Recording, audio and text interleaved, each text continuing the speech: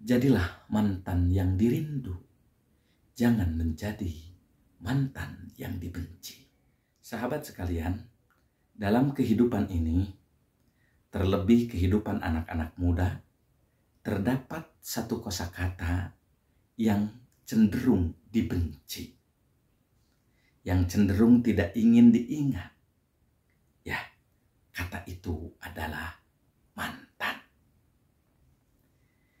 Ya, dipungkiri ataupun tidak, kehidupan anak muda kadang-kadang adanya hubungan antara laki-laki dengan perempuan sebelum akad nikah dikumandangkan. Namun, hubungan itu kadang-kadang tidak berjalan mulus sampai di pelaminan.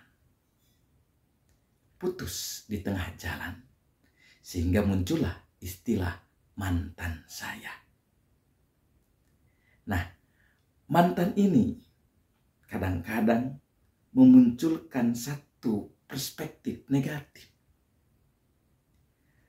Seorang laki-laki pada saat masih ada ikatan dengan perempuan, maka laki-laki itu yang terlihat adalah kebaikan-kebaikannya.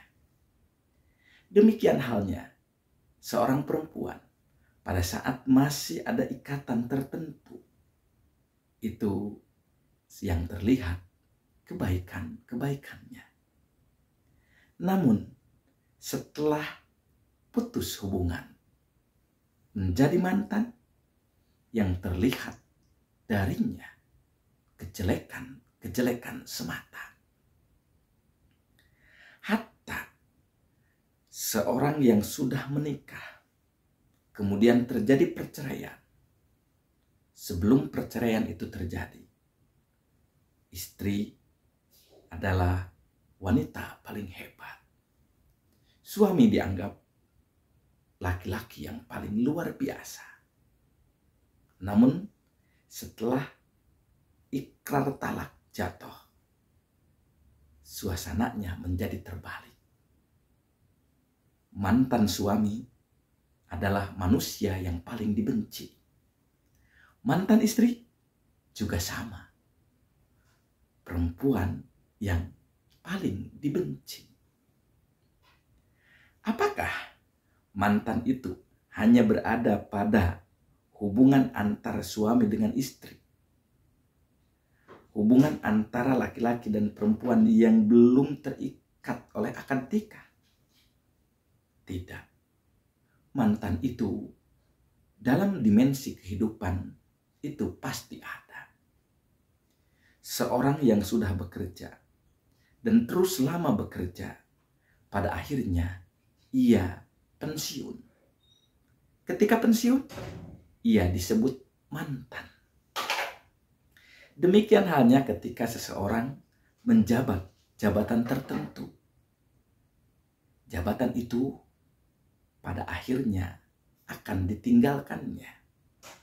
Karenanya pula ia disebut sebagai mantan pejabat. Sahabat sekalian, bukan hanya hubungan suami istri, bukan hanya pekerjaan, ternyata mantan itu pun pada gilirannya akan memisahkan manusia dari dunia ini. Ya, dipungkiri ataupun tidak, manusia itu akan berujung pada ambang batas kematian. Ketika kematian memisahkan manusia dari dunia ini, mengantarkan manusia ke alam kubur, maka manusia itu pun disebut mantan manusia. Sahabat sekalian, jika dalam konteks hubungan antara anak muda perempuan dengan laki-laki yang belum terikat pernikahan, juga antara suami dan istri yang sudah melakukan perceraian, mantan itu selalu berkonotasi negatif. Tidak ada mantan yang dilihat hanya negatifnya saja. Berbeda dengan pekerjaan dan jabatan. Mantan itu terkadang positif, terkadang pula negatif. Semuanya akan terkait erat dengan bagaimana perjalanan hidup seseorang ketika mengemban amanah itu.